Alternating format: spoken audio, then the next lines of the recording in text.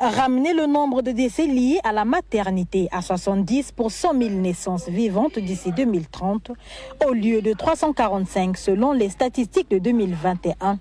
C'est le but que s'est fixé la Direction générale de la population avec l'appui de l'ONG américaine DKT International.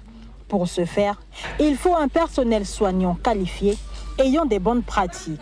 C'est donc là toute la quintessence de ces formations continues des sages-femmes des différents districts sanitaires du pays.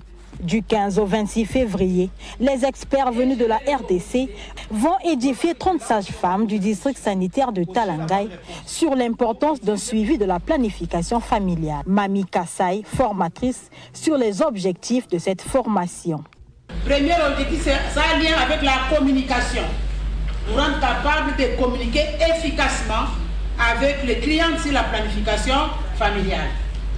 Et deuxième, vous rendre capable d'offrir en toute sécurité une méthode contraceptive. Et troisième, nous avons dit, rendre les participants capables de bien gérer les informations sur la planification familiale.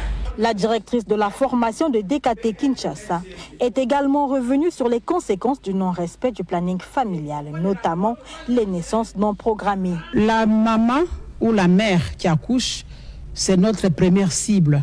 Si elle a des grossesses chaque année, elle ne repose pas la matrice, elle peut avoir beaucoup de conséquences jusqu'au décès.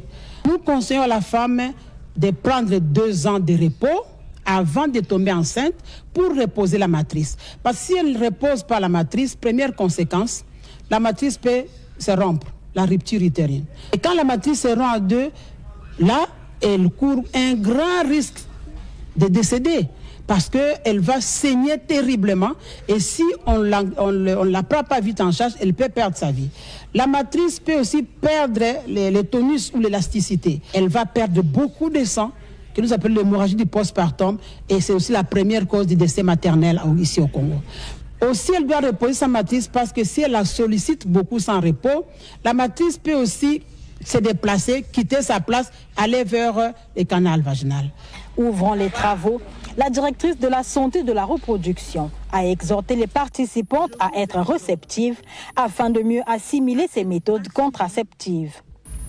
Je vous exhorte à être assidus, à mieux assimiler ces nouvelles méthodes contraceptives afin d'offrir des services de qualité à nos populations. Ces formations vont se poursuivre dans tous les districts sanitaires de Brazzaville, de Pointe-Noire et dans tous les départements. Au nom de Monsieur le Directeur général de la population, je déclare donc ouverte l'atelier de formation des prestataires cliniques sur les méthodes contraceptives à longue durée d'action. Cette formation est la deuxième du genre après celle du district sanitaire de Mfilou.